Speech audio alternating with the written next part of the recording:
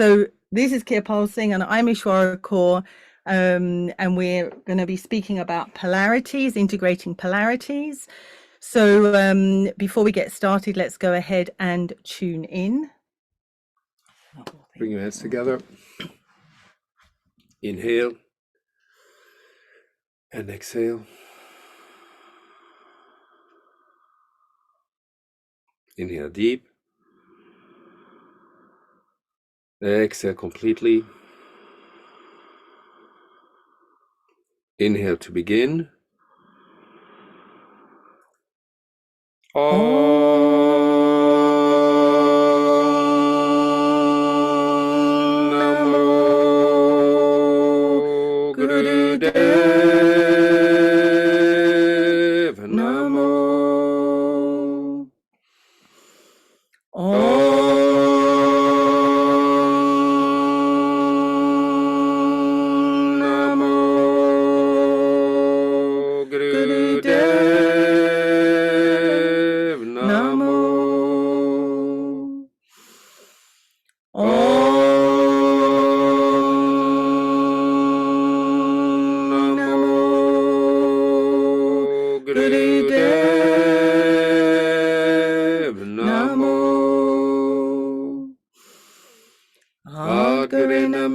Jugadgarename, Sadgarename, Sirigurudevename, Adgarename, Jugadgarename, Sadgarename, Sirigurudevename, Adgarename, Jugadgarename, Sadgarename, Sirigurudevename.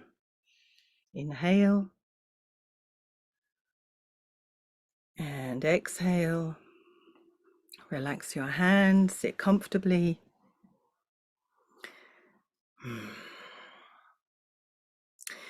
So we're going to speak about integrating polarities, and we invite you to not only listen, but to also notice what's happening inside of you. How are you feeling as we speak? And we'll explain that a little more as we go through. So you want to start some duality? Okay, so when Ishwara talks about in the afternoon, it might be, the energy might be a bit different, we're in need of stimulation. That is actually the practical consequence of feeling an energetic low. Okay, so in the morning the sun goes up, energy goes high, and then in the afternoon the energy tends to get low. So we are permanently submitted to these ups and downs of energy levels. And you could say the extreme of that is absolutely full of energy and absolutely empty of energy.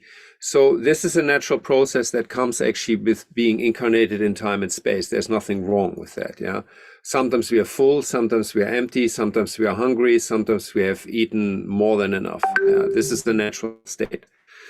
And you could say that there are certain qualities that are attached to that we also experience, which don't just have to do with energy, fullness and emptiness, but also with certain moods that we have. Yeah, you can, for example, have the mood of being in a doubtful mood. Yeah,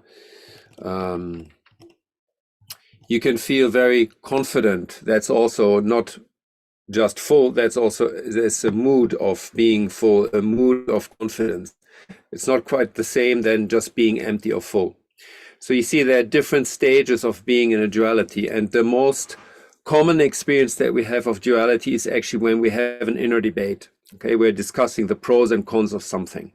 It's an endless thing between negative and positive mind, where you actually never really in conclusion, but you're not just on the fullness and emptiness of what you are. You're not just in the mood about what you have about that feeling of fullness and emptiness, but you're actually emitting value judgments on the base of that. Okay? When you say I'm empty, you say you're empty. When you say you're poor, you're already adding some kind of mental value to that. And I'd just like to invite you during our teaching session to actually really notice how fast the mind is to add these value judgments that actually go on top of just the statement of emptiness or fullness. how fast we are adding this dimension of, for example, good and bad. Okay, I'm full and that's good, or I'm empty and that's bad. Yeah?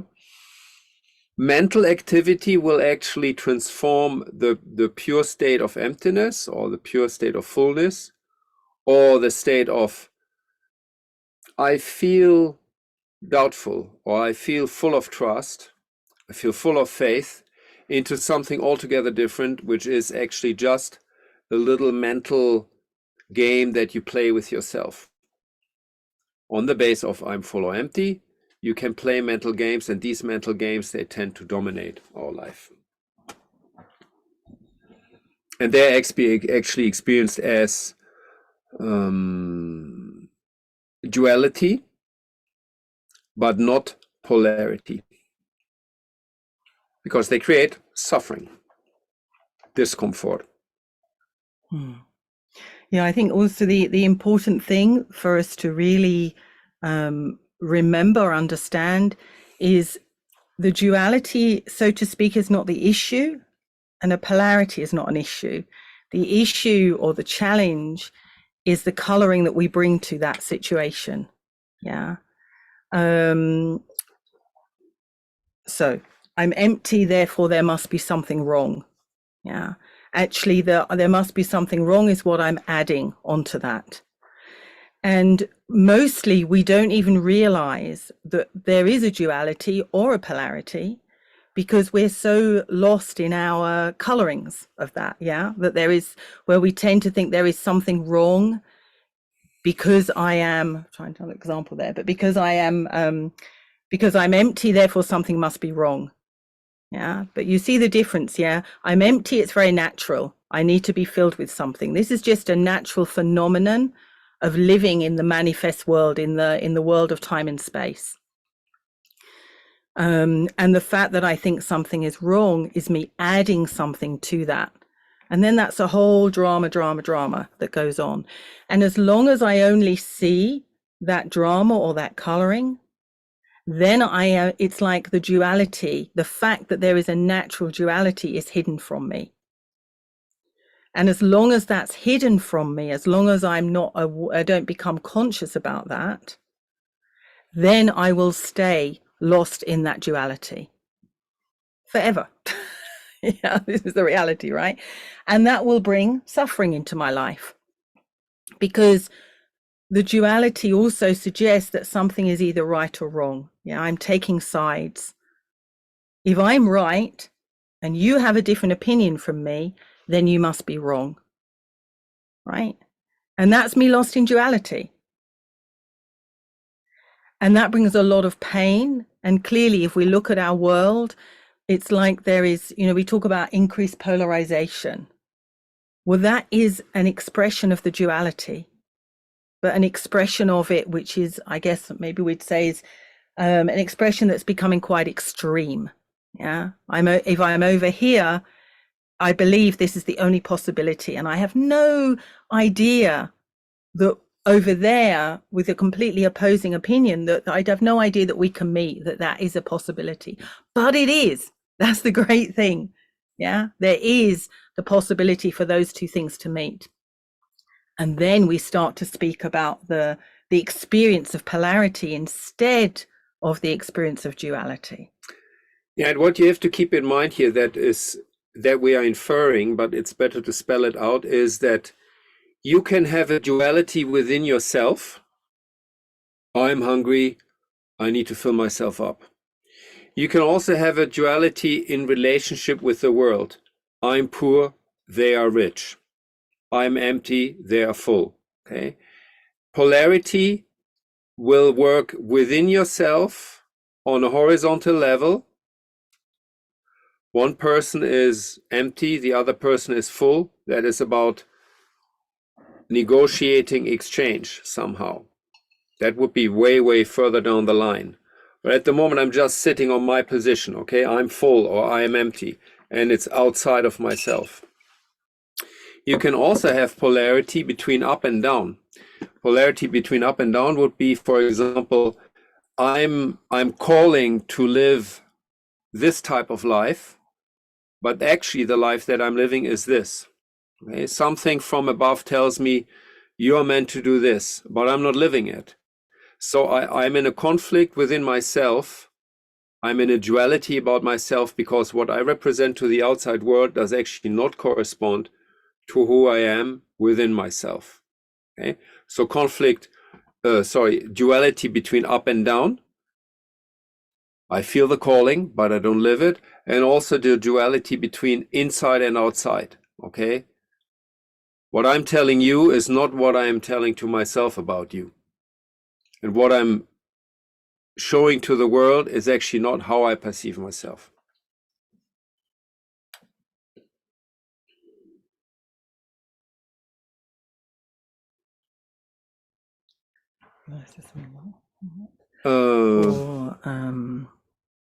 Okay, let's come and come and sit in, well, easy pose if possible, otherwise just a comfortable position. And you're just gonna, for a few moments, just begin to focus on your breath. And notice, this is going to sound very obvious, but there's a reason that we say it like this. Notice that you are inhaling through your nose, yeah, just naturally breathing. And notice that you are then exhaling. And close your eyes so that you can actually observe, just observing the breath coming and going.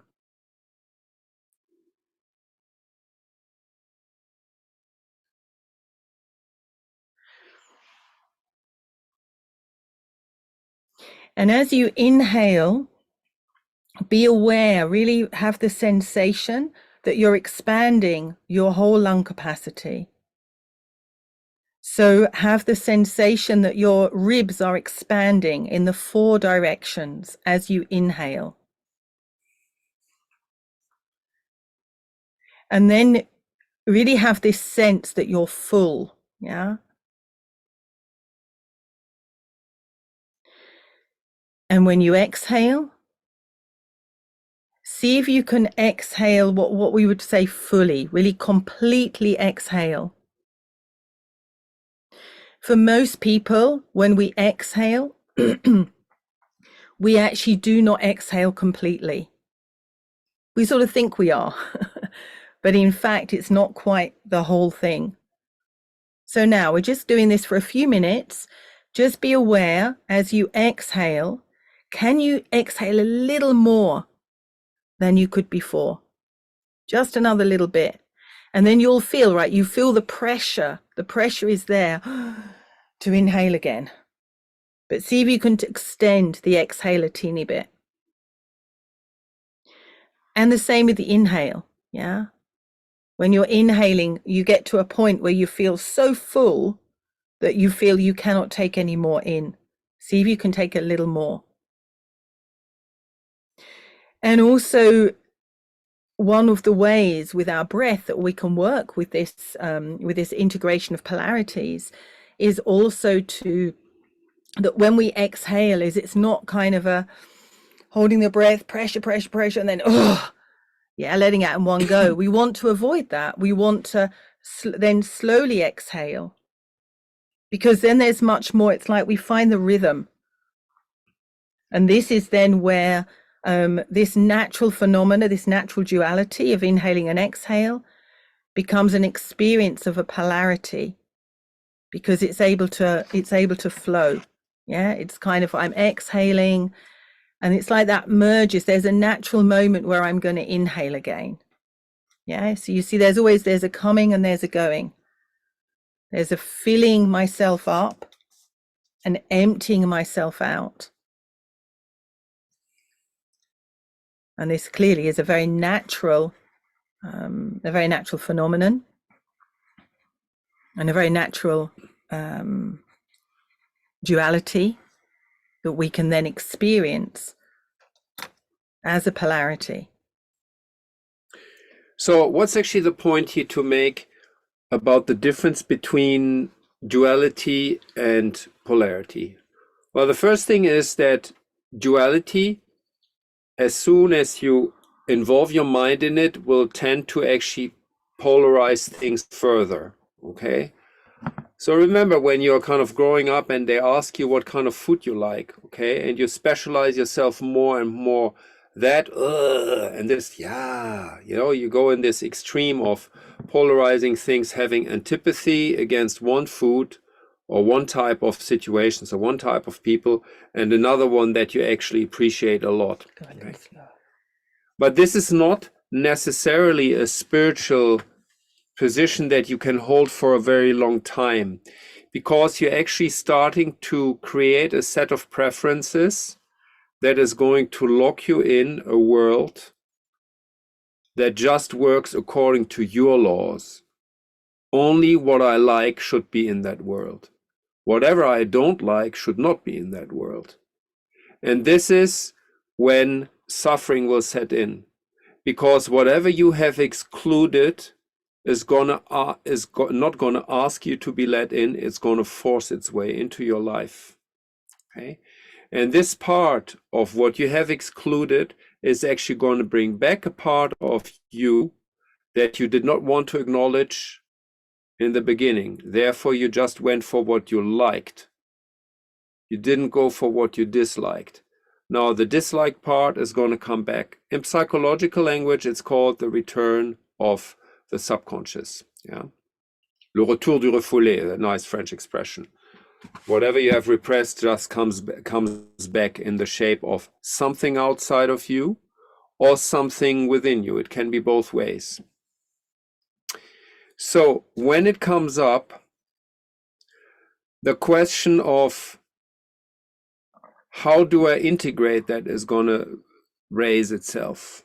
How do I integrate the part that I actually didn't want in my life? And then you can imagine this is a walk of the two extremes, one to each other. Okay, and I'm going to briefly draw a little diagram. Maybe we don't need that later, but just as a little starter, you have a shape like this. Okay, we also said there are other versions. There are the version that is like this, and this is about polarity. Polarity is I'm sitting on one side, and on the other side there is no contact. Yeah. Potentially I'm on this one side and I'm actually ready to say, well, I want to move more towards what's coming from this side. Life is going to force us to move out of insulating ourselves in one little spot here. Okay? Life is going to bring us to move. Yes, you can see. You can see? Do you see the diagram? Yes, you can. Yes. Life is going to bring you to invest this part so that it starts to move into that center zone here, okay? Managing polarities has very much to do with coming closer and closer towards that zone. This is the zone in which you are going to renegotiate your understanding about who you are. In this part of the diagram, you're actually just insulating yourself, you're isolating yourself by creating an extreme world, a world of polarities. Okay? What you're imagining happens on the other side is actually happening within you. The more you imprison something in you or something in the world around you, in a picture, in a projection, the more you're actually putting yourself in a prison. And this state cannot subsist. Cannot exist for a long time. Okay, so life is going to bring you to move towards the zone here, and in that zone, for those of you who are familiar with that, neutral mind is setting in. Okay, it's not just about your opinions about the world. Okay, I have my opinions. I'm full of opinions of myself and of the world.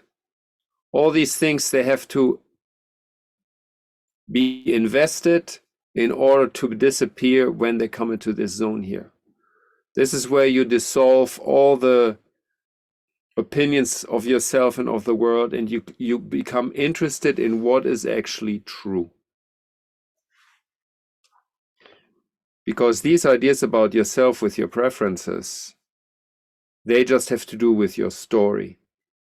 They come from who you were told and who you believe and who you tell to yourself that you are and what the world is.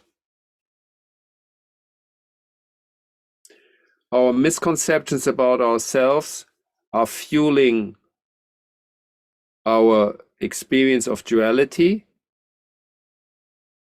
And as soon as we move towards polarity, they're going to be challenged and they're going to dissolve little by little.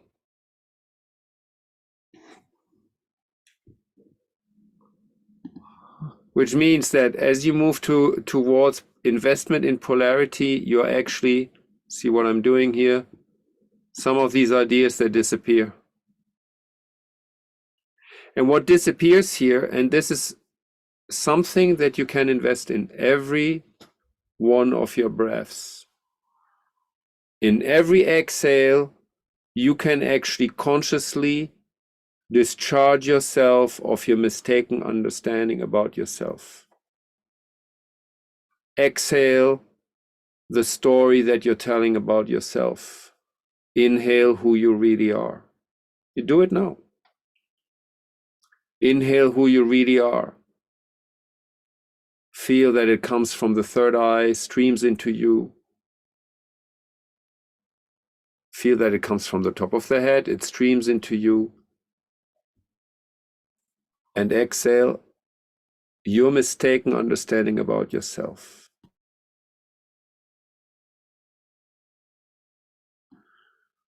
Exhale the stories you have been telling to yourself.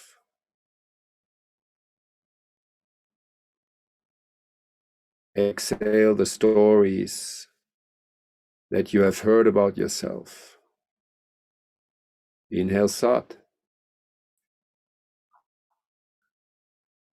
Exhale Nam. And you may, sometimes we're not quite clear. Is this true? Or is this a story that I've created about myself? Yeah. But the more that we work with the breath, and one example is the way Kirpal was speaking about, the more we're going to come closer to recognizing, to understanding who we truly are. Because let's remember, we spoke about the neutral mind, which we can think of, if you're not familiar with that language, we can also call it the meditative mind, which helps to understand a little more what that might be. And when we are breathing, when we breathe, there is a connection, a relationship between the breath and our neutral mind. So when we breathe more slowly and more deeply, we start to really bring more into our life this framework of the neutral mind. And that means that we are becoming more conscious.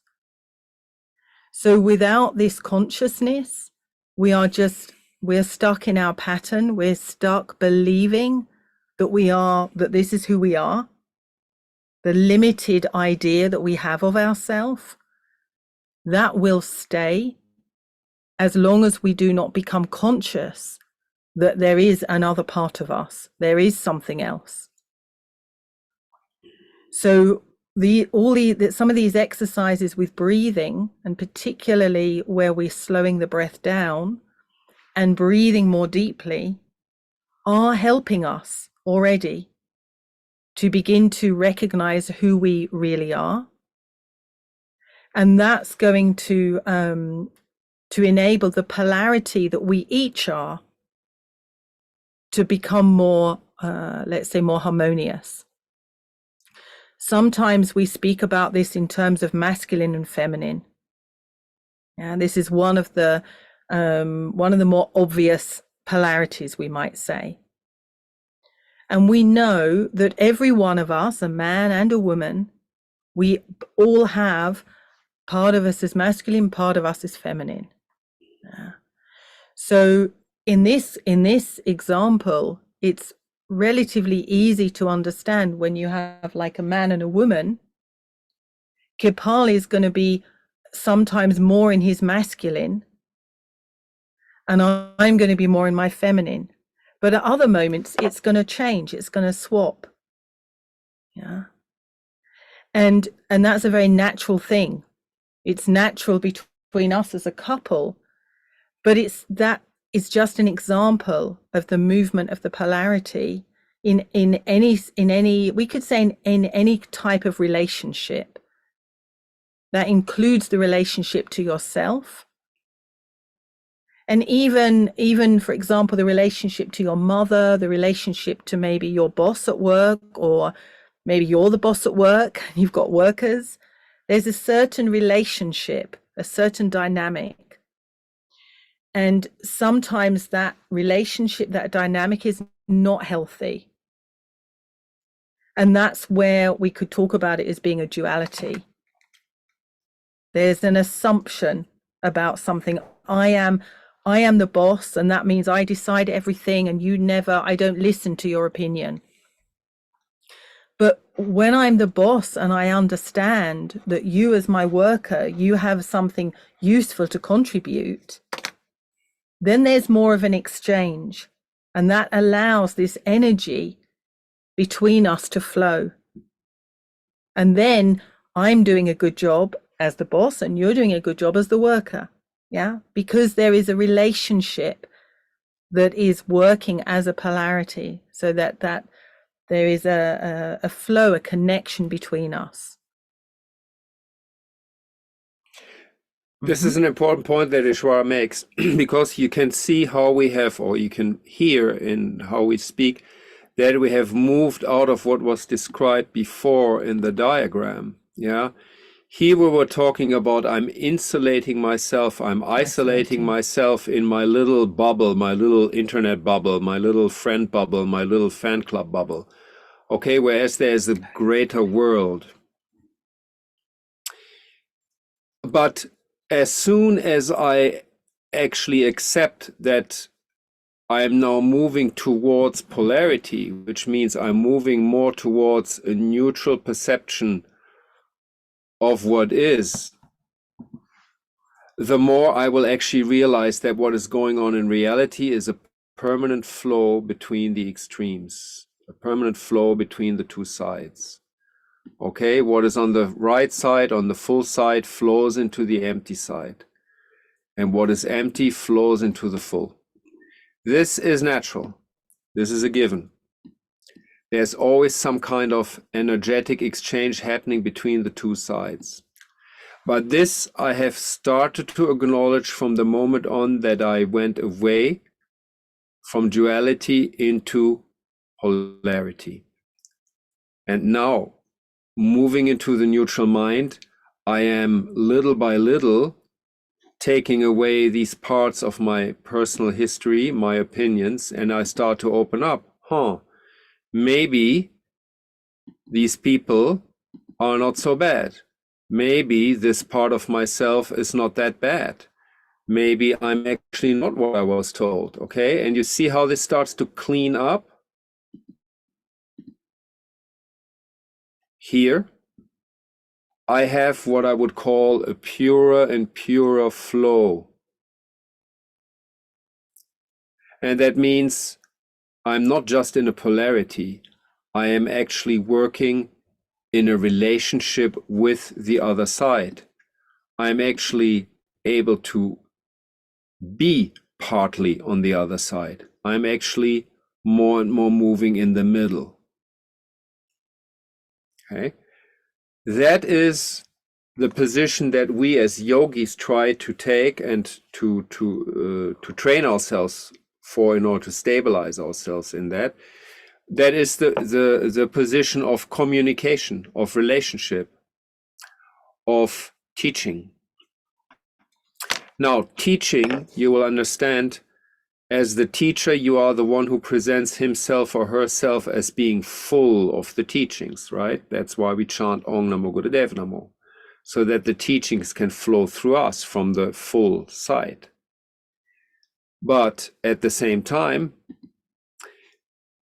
really being a teacher also means at the same time to be a student. Okay, so the teacher that is full of knowledge, the masterful part of myself, is sitting on the right side. On the left side sits the student. A good teacher, a teacher that is fully embodying what it means to be a teacher, will be a student and a teacher at the same time. And you see how managing polarities actually also finds its natural expression in the classroom. Because you just being the teacher will not work.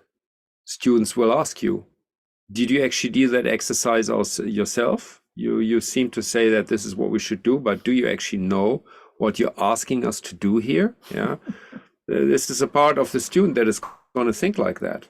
Okay?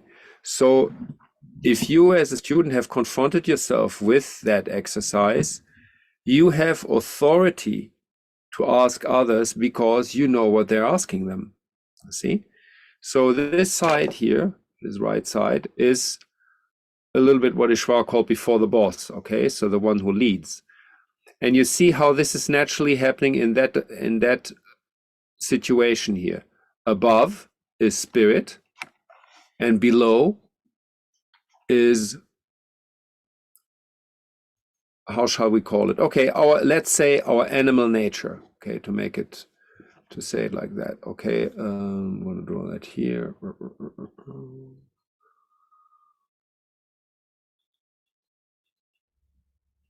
Okay, let's try that one. No, let's try that one. Okay.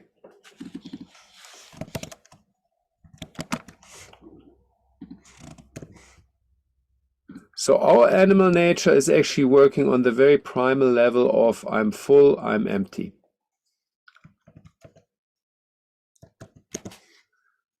A bit like a baby, okay? But what wants to waken up between these two is actually the human. So when you're in the animal, you're kind of in this extreme part here. You're not really interested in the divine.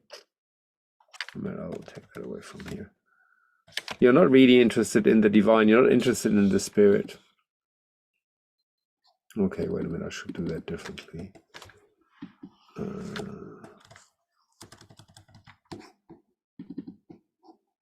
Okay. So wait a minute. I'm going to simplify the vocabulary. Here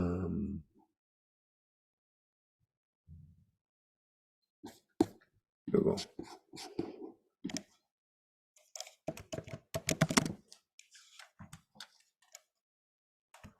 Okay, so on that level, I'm just at the level of I'm hungry, I want to be full. I'm empty, fill me up. And I can be filled up by material goods, but I can also be filled up by spiritual guidance, for example. That's a part of me. Okay, so integrating polarity also means somehow there has to be a conversation between these two dimensions of myself. Because what brought me to Kundalini Yoga, it's probably not my animal part, my body part. Okay, maybe the part that says, okay, Kirpal, become a little bit more fit, yeah? But mostly, it's the spirit dimension. Somehow I want to bring spirit into my life. And that domain, I'm going to take over in a moment. Yeah, that domain is expressed in my humanity. I'm a human, okay? Human means that I come into that middle zone where the spirit can come down into me and where the animal rises up. That is exactly what this is all about. So animal, sorry, I'm just drawing this. So the animal wants to move in order to make the human possible, and the spirit is sinking down in order to fill the human up with the light of the spirit. Who means light. Yeah, and also just to make sure we're clear, when you say the animal coming up, is this sense of recognizing that we, of course, have an animal part, which is normal, very natural. But mostly what happens is the animal part is in charge.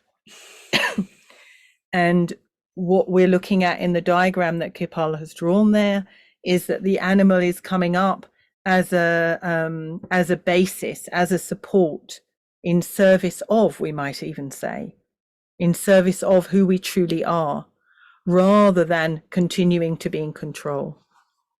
It's like when I live from my animal self, then I get lost in duality, because there is this sense of it's right or it's wrong.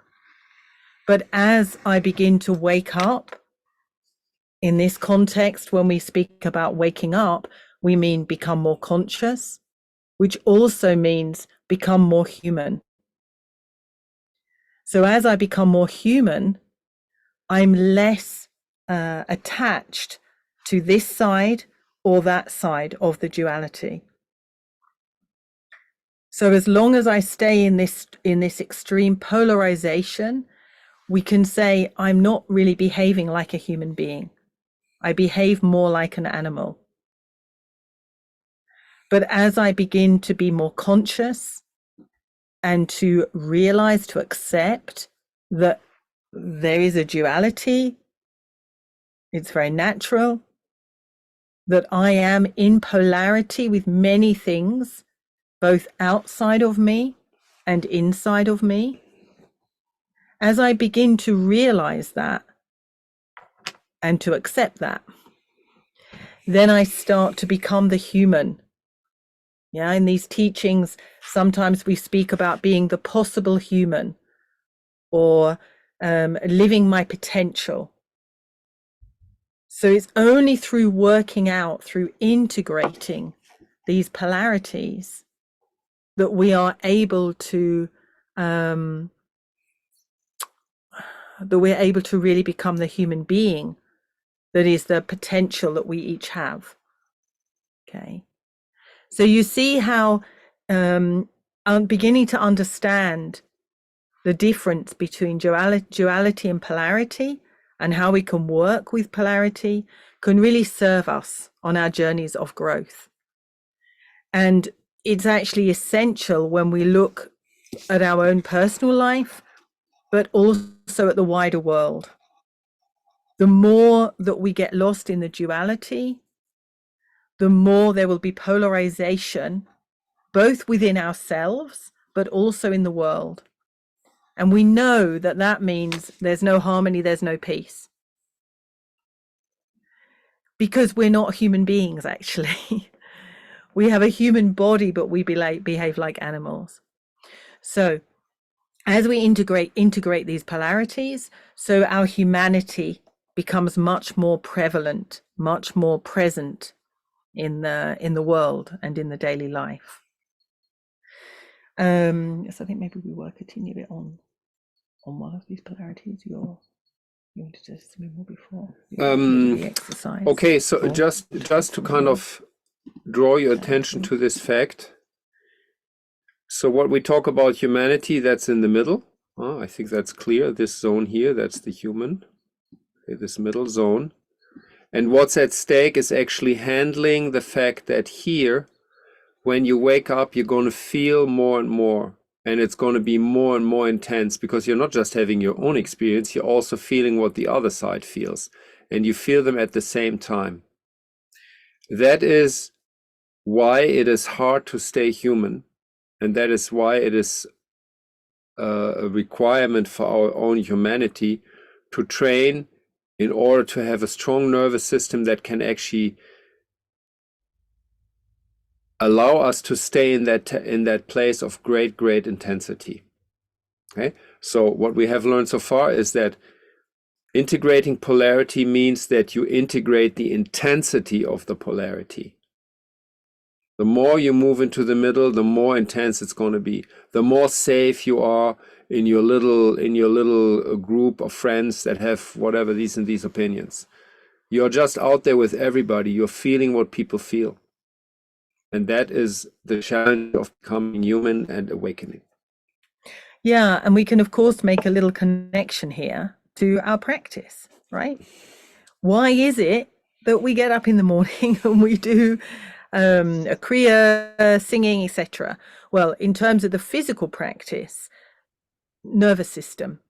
If you don't have a strong nervous system, then you struggle as you begin to integrate the polarities, because you're not able, your nerves are literally on a physical level not able to hold the pressure that is coming because of this, because the beliefs that have been keeping you in your comfort zone are dissolving.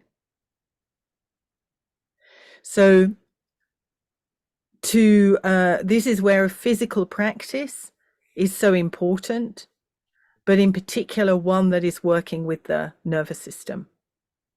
Otherwise, when it's like you're ready to take another step, we might say, in terms of polarity, but as you try, it's like you physically break down because it's too much.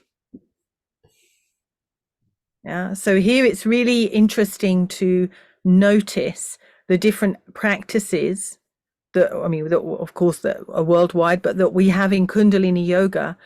They are all there for a specific reason, and they're helping certain aspects of us, let's say, to strengthen or to bring awareness to certain aspects, so that as we go on this journey of awakening, which we know today, we know this means we're working through the polarities to integrate them.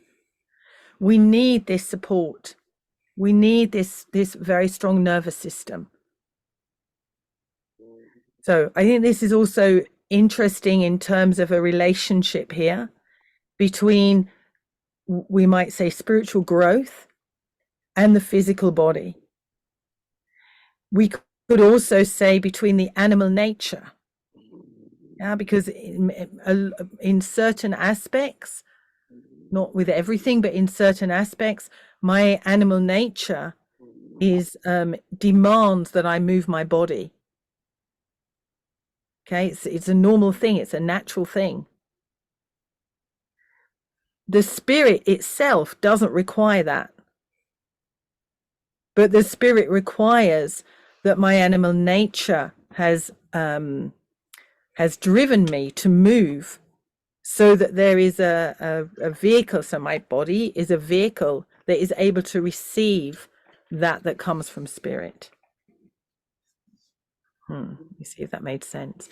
If there's something that you want to comment, you want to ask, or something that is not clear, don't hesitate to put a little message in the chat.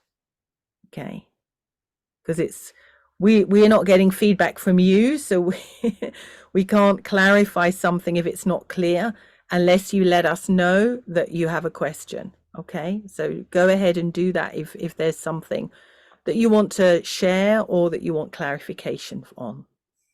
Okay. So, okay, we'll do the dancing thing. Okay. Okay. Okay. So,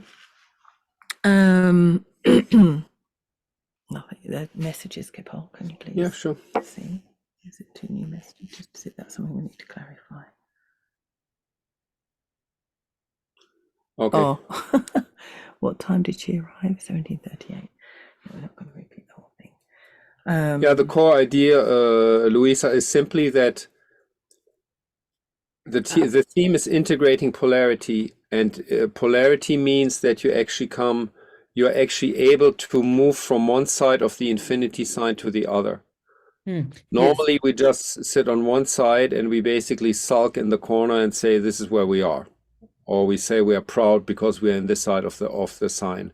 But becoming human means you learn more and more to invest yourself in such a way that you actually come to the middle. Okay, so I won't repeat more, but this is what it's about.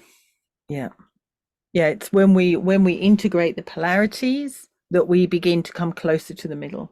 Yeah, absolutely. Something else, or okay? Yeah, Oh, thank example you. of All Kriyas right. reinforcing the nervous system. That's quite easy. You can actually go on, I think it's the 3HO website where there's a lot. You can make a research. Yeah. Or Or other the people, Library if you're of knowledgeable about these Kriyas, you can put them in the chat. Okay, we're not going to do that for you. right Come now. on, you can do that. Library, Contribute. and obviously the Library of Teachings as well Yeah, is another Library of place where Teachings. you can just put in the word nervous system as a search, and when you and put in for Kriyas, and then it's going to bring you Kriyas and meditations for that. Yeah. Okay, but what I will say is that physical activity strengthens your nervous system, especially if it brings you to the point where you start to tremble in a posture. Okay, so for example, I mean, I don't have to give you examples, Nabi Kriya, or postures where you bend the legs and you stay in that posture for a while, especially if you invest your whole body, like you're stretching back the whole body and you're really starting to tremble. That is working on your nervous system. Mm-hmm. And I'm also going to just add a little note while we speak about the practice, to also remember that sometimes we practice but we're not really present. We're somewhere else. Our mind, we're already thinking, what will I cook for dinner? Yeah. But actually, the more we stay present when we're doing the practice, the more we will actually integrate the polarities, because whatever is coming, a mental thought, a physical pain, maybe movement of energy, when you're experiencing that, but you stay present with it, then you begin to integrate. So it's interesting to notice this. Whenever you're practicing, when does your mind wander off? Was there a particular exercise, a particular thought that came that caused you to wander off? Because then you're getting pulled back into those beliefs about yourself. But as soon as you realize, come back, stay as present as you can when you're actually doing the practice. And that's going to enable you to really to face the things as they come and to not run away. Because we do, right? This is who we are. We run away because it's not always easy. But the more we are able to stay present, the more we can face whatever is coming. So let me just answer this. So where the meditative mind can be expressed fully, well, imagine it like this. When you go to the diagram. So just so I'm clear, what was the question? Where the fully, so building the nervous system does it allow the meditative mind to express itself fully? That's the way I hear the question. Okay. So where does the meditative mind come from? It comes from the spirit starting to invest itself into the human life so that it can actually help the animal body to reprogram itself into healthy patterns. Okay, I want to repeat it. Spirit flows into your life, obviously, because you welcome spirit, right? You welcome spirit by becoming aware that spirit wants to descend in you. And once you allow that, once you become receptive to that, you are actually awakening yourself. And awakening yourself, you're able to reformulate habits that you have on the animal level, so that the flow of spirit into your animal body becomes optimized. Okay? And you see how far we have moved away from I'm just sitting on one side and I'm sulking and I'm having ideas about the world. You're very much investing yourself in such a way that that middle space, which in this upper diagram here is called the human, can actually be fully strengthened, acknowledged, and supported by your physical body, by your yogic practice, so that the mind indeed the meditative mind can fully awaken, because it transports the spirit into the human life. ahead. Okay, so we're going to come. Are we okay for that there? Yeah. Okay.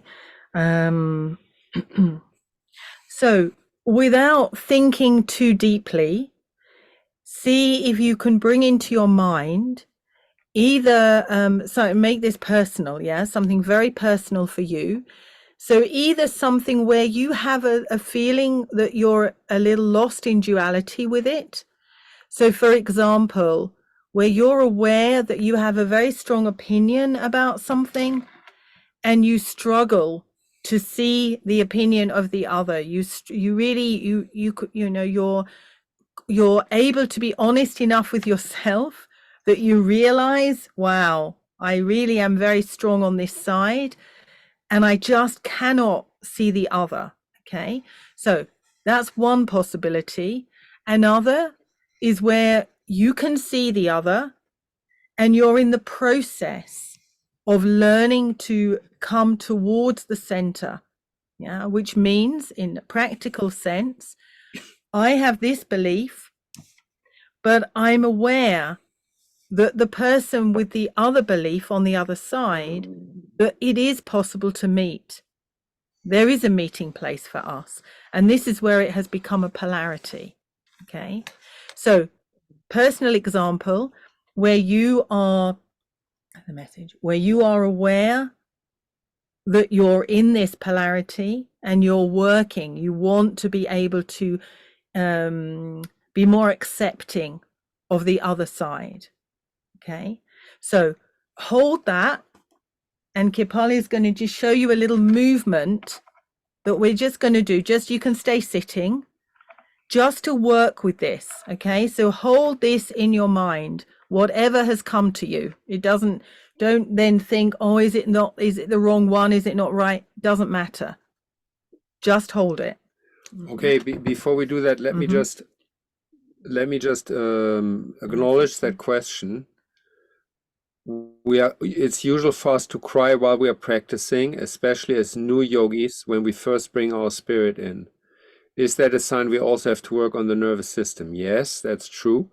And what you're actually experiencing is that for a moment you feel that the spirit starts to wash through your life and actually starts to cleanse you of mental patterns that might normally be blocking the flow. Okay, in other words, for a moment there is a compassionate interaction with the spirit that flows into your life. Okay, the intensity of that, yes, requires the nervous system, absolutely. And here's a movement to practice this. Okay, so this zone here is connected to the neutral mind and the arc line. Okay, and this here has to do with energetics. Okay, so what you're going to do in a very playful way, free way, just draw these two circles. And keep bringing to your mind, keep in mind the example that I mentioned before from a duality or a polarity that you're aware of in your own personal life, and feel as you move, as you do this movement, that it is moving, yeah, that the energy is not blocked, but you are unblocking that energy between the two sides as you move. So this is a movement between left and right, between my feminine and my masculine, for example. But this is also a movement between up and down. You see, something comes up, sinks down. And it's also a movement from down to up. Okay, see what's happening in your rib cage here. You add whatever you need. And wow, this is also movement between inside and outside, right? Something comes up for me and I exteriorate it. So be aware of what's happening at the level of your wrists. And also move in the, don't try to decide which way to move. Try to allow the feeling to tell you how to move. Let your body lead what is happening. This is an opportunity when we move like this to listen to the wisdom of the body rather than the potential wisdom of the mind. Let the body lead, and notice that as you move, especially if you open the arms out wider, if that's the way that it feels good, that actually the rib cage, there is an opening. Maybe you feel this, and this is so a real, like, a physical sensation of opening.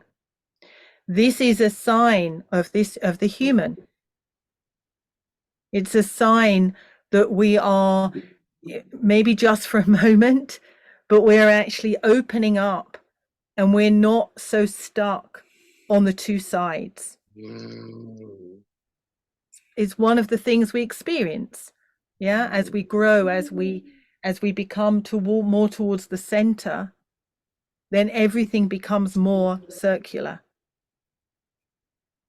So there's an opening, there's a feeling of expansion potentially.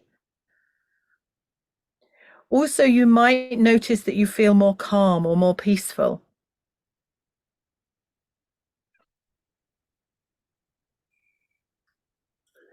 Feel what difference it makes to go beyond the sheer movement of the wrists and the fingers.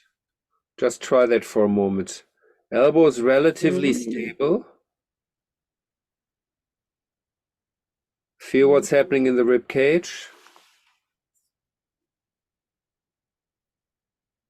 And now involve your elbows in the movement and feel what difference that makes.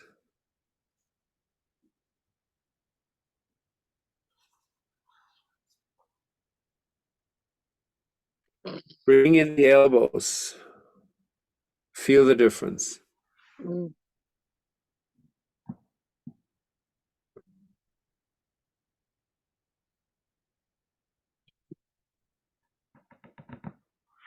Come back to your breath. How does your breath feel? And now feel what's happening at the level of your shoulders. Your shoulders hold your story. Your shoulders hold whatever you have been told about what life is, who you are. It's the current story that's still sitting in your shoulders, and you're discharging it through the movement of the arms. Discharge it back into the cosmos.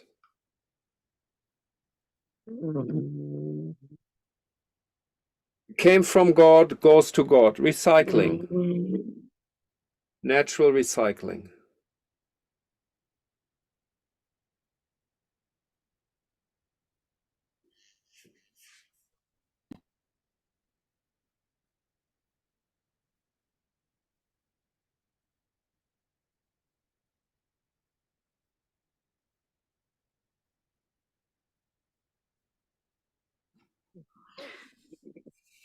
Okay, so we're going to continue. You can continue the movement if you wish, if it's feeling good, or you can slowly bring it to a close.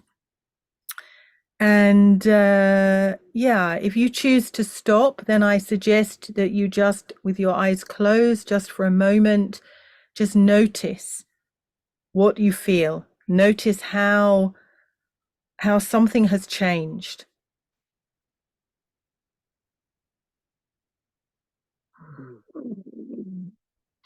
So just staying with that. Just something to say explicitly that we haven't quite said so far is to integrate the polarity, is to be able to hold the two sides at the same time. It's like, let's say there's an argument and you have two sides of the argument. When you're able to see both sides and hold them at the same moment, that is where we're really integrating the polarity. It's like I'm sitting here in the middle, I'm the human, and I'm able to feel over here there's this way to do it, this side of the argument. On this side there's a different side of the argument. But I'm not being pulled in either direction. It's like I'm conscious of both, because I'm conscious of the expansiveness of what is possible. But I'm sitting in the middle. That's where I've integrated the polarity. I'm not getting lost on one side or the other. But let's remember, it doesn't mean I'm in the middle and I've no idea about the two sides. No. Being in the middle means that I have this full awareness of what is happening on the extremities on both sides, but I'm not getting pulled. I'm not getting pulled into them or lost in them. Okay. Yeah, the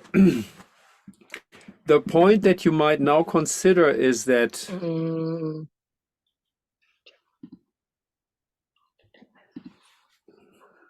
wait a minute. Just going back to that. Sure. Stop sharing. Just already is. Okay. So that you might consider is, we have spoken about mistaken parts of your identity that are sitting on this side, okay, that you slowly agree to invest so that they actually disappear in this middle space here. But what now also comes as a let's say command from the spirit is that here you not only don't have story, you also have talents, okay? You are talented for something. And life actually demands you to invest these talents and actually make them come and present themselves to others, okay? That's why we're saying go and teach. Because who you become when you sit in this place of the teacher, you will only understand when you do it. And then talents that are on different sides of you, okay? Some talents that might be here, some talents that might be there. They're going to be invested and they can meet in the middle. This is where true learning happens. When you discover your talents and you invest them and you actually share them with others. No, I'm serious, Sant, just to say, I think someone is unmuted. So there's a little noise, background noise happening. If you're able to mute them, that would be great. Thank you. I'll check. So ultimately, whether the other is within you, the part of you that you don't share, or whether the other is outside of you, by moving towards the middle, there is a meeting that is created between the two sides. And you coming from one side will only experience yourself when you meet the other in the middle. So however remote something might be to you, if it is a polarity to you, if it is actually even a duality for you, meeting this extreme other side will give you an experience of yourself. So that is one important lesson to remember from the question of how to integrate polarity. Meet the other side of the polarity in the middle. Then learn from that meeting and learn who you are and who you become from that meeting. And as you learn that more and more, then actually train yourself to expand yourself, to really invest all your talents in the relationship, and then go again to a moment of rest, and then expand again. Okay, now I'm sharing all the things that I have to share, and now I go quiet and I go into a rest position. Yeah. You need to expand into the outside world. Keeping your talents for yourself does not work. It's actually an unhealthy state. It is unhealthy to not invest them. It is even unhealthy to not invest your mistaken understanding about them. I give an example. You can be somebody who has a yearning to become a musician, okay? As long as you keep that for yourself and you never do anything about it, this is not going to do you good. When you start to invest your mistaken understanding about being a musician, little by little, in the middle point where you're investing, so you're putting it into the polarity with the world. I'm a musician. Little by little, the parts of that are not real are going to fall away. Whatever needs to come from within you, when it is shared outside, is liberated from a life that is just for you within you, where you don't share. Here is the place of sharing. It has to be invested, has to be purified on the other side. Now I'm learning a new dimension of what it means to be whatever, musician, artist, or accountant, or yoga teacher, or trainer, or whatever. Yeah. As long as you invest it, you're going to meet yourself, because you're moving towards the center of things. And in the center of things, you learn to understand and experience who you are, because the other side has to symmetrically move towards you. You will feel that whenever life asks you to invest into integrating your polarity, that the other side is going to move towards you. Doesn't mean it's easy, just means this is the way the universe works. On this side is your commitment. Okay, you commit to something. And then on the other side, the universe is going to bring you a response with which you then can work a little bit more towards who am I? Who am I becoming? Which is, by the way, the ultimate consequence of integrating polarity. You learn who you are.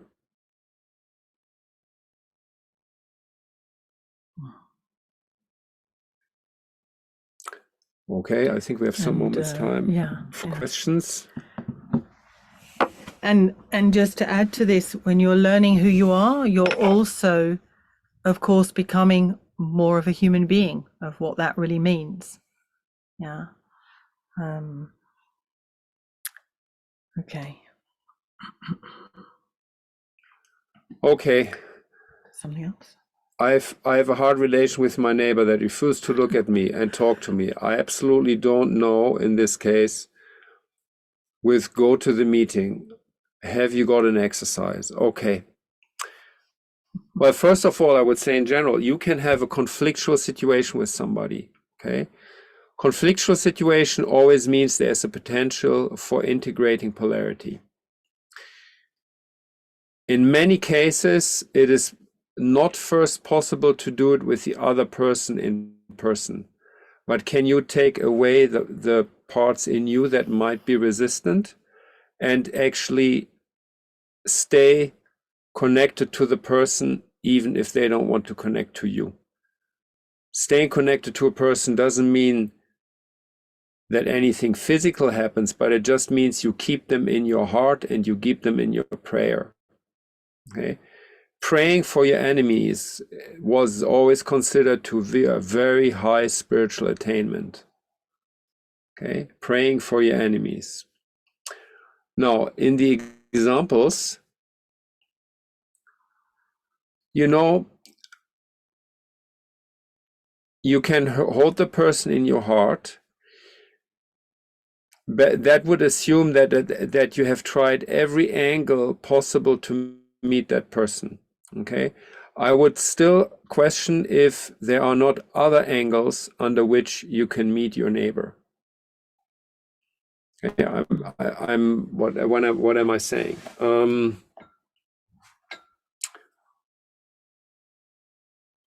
Okay, when you move into another region, right? They always say when you're in Rome, do like the Romans. Okay, so what is the tone that neighbor needs in order to open her or his mind? And what is the tone that can come from you that is going to make all the difference, so that something some candle lights up and some kind of little sense of, interesting, gets awakened. Yeah, that is something that can also come from your tone of voice, your presentation, and also your sense of experimentation. I really like that question, because ultimately integrating polarity is not a recipe. It is to be able to actually dance the dance of where you displace yourself a little bit to the left, a little bit more up, and all of a sudden something works. Integrating polarity has very much to do with balance, harmony. Yes. Yeah, what I would also add for a situation like this, so different things that one can try. And one way that we can turn this around is you. I know who you are, who's asked the question here. Valerie. Is to ask yourself, right? Because you say the neighbor struggles to look at you. So you could ask yourself, what do you struggle to look at? Yeah, it may help you to open more your compassion. I'm not saying you don't have compassion now, yeah, but to go deeper into that space of compassion for that neighbor by simply asking yourself, what do you not want to, what is it you do not want to look at?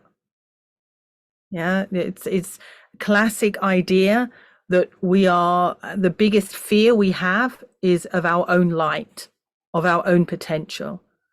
So the reality is we all are challenged to really look at our potential. Maybe the neighbor sees a little of their potential when they look at you. And so it's very difficult. It's very scary. You cannot change that because you are who you are. But you can open yourself to include. And you may not know exactly what you're including, but just this sensation, there's something here, I need to open more to include that. That will challenge any part in you that is involved in this situation, that is blocking something. But it will also mean, Kirpal spoke about tone of voice. The more we can include, the more we open with compassion, and the more we have the access to a tone of voice that can find a way to speak to that person. Yeah, that, as Kirpal was saying, that is a way that will allow them to be able to hear you. All right. I would also say sometimes when a relationship is not what we would like it to be, we assume there is something wrong. But if we can say, this is how this relationship is, in that acceptance, something can also move, something can also change. Yeah. So a few different possibilities here. That you can try in these kind of situations. Not all of them are going to work all the time, but you can try them and you see what works for you. Yeah. But it's great indeed. Thank you for the question, because it's great to really connect this idea of polarities to everyday real situations in your life. And then to use what maybe you've learned this afternoon or what you learn in the future about these polarities and how to work with them, then you can really use that in many, many situations in your life, in actually every relationship, in order to help you to understand and to find your way to integrate that polarity. Yeah. Okay, two other how are we points, doing? Yeah, and then we have two other points to be made is, do you experience that relationship with your neighbor as attention? As attention. Yeah, is there attention? Okay. Or is that just within you? Has maybe nothing to do with your neighbor? That would be one question. And then also, what is it in you that makes that you are not at ease with that situation? Okay, I have a neighbor who doesn't want to look at me. Yeah, the beginning of that is accepting the situation, but the second is, can I actually be relaxed about that? Being relaxed, being at ease with my neighbor not looking at me can take away tension within myself and can take away tension within the other, if indeed it is a tension for them. Because you see how fast the mind might be creeping in here and stamping this with, oh, I'm not looked at, that person refuses to see me, so that's part of my I don't like in my life, and this is part of my like. Yeah, I'm not saying this is the case for you necessarily, but I'm just also wanting to contemplate other angles. It might have nothing to do with the neighbor, it might be just for you, that experience. Yeah. So a tiny little hint at what has been behind this whole session. We haven't formulated it as such, but I think it needs to be stated now, is that in this world, as an incarnated spirit in a human body, you have a mission, okay? And that mission reveals itself little by little throughout your life. So learning to understand that mission means also that you try out different things, that you experiment, and that you always assume that tomorrow the balance has to be a little bit different. Never assume you got the right mixture of things. Always assume you have to mix the ingredients a bit new each time. That will allow you to little by little understand what life is actually asking you in this very moment, because at every moment you are integrating polarity in a different way. The recipe from yesterday is not necessarily the same today exactly. Yeah, and Valerie, you just ask if acceptance is the first step. In a way, yes, because if we don't accept, then that suggests we are pretending that situation isn't there, or we're not seeing it honestly. We're not seeing it in an honest way. So we can't really do anything with it. We're blaming them. They must have a problem. They must have a problem with me. Yeah, this is all part of the story that we add into this. If we can accept that this is the relationship in this moment, and there's nothing wrong with that. Okay, and I'm hesitant to say it's the first step, because you can't just accept and then that's done, right? It's happening alongside other things. But yes, it's very much part of it. If I can accept this is what I'm living right now, from that place, I can then explore. If this person never looks at anyone, well, then I know it's not really about it's not, that's their story, right? But it's not personal to me. So therefore, I'm reacting to something here. Yeah, you understand? Yeah, that's then an exploration. What's really happening in this dynamic? But first, I have to accept that this is the dynamic, which you're doing. Yeah, you've written a message asking the question because you've, on some level, you've accepted this is what's happening. This is my real experience. Next level, go deeper into that. Try the things out that we've been suggesting. Yeah. Okay, we have to come to a close now.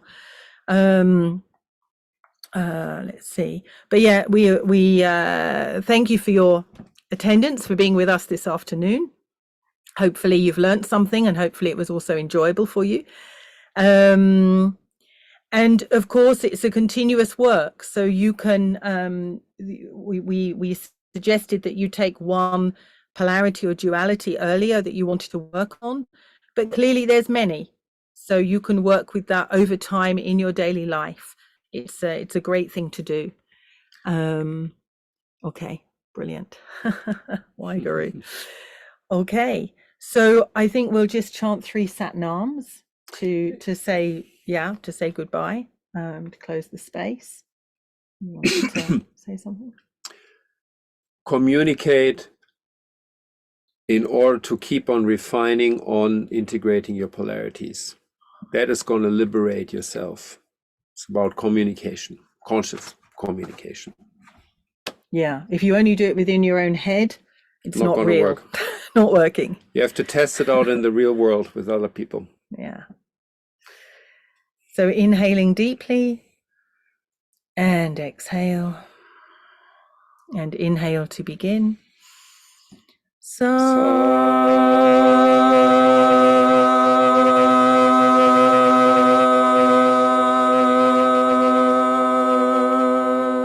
Nam. Nam.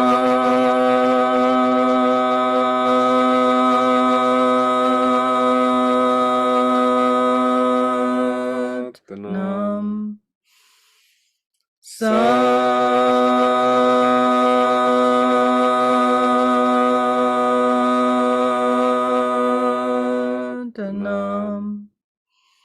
Love to all, light to all, peace to all. Sat Nam.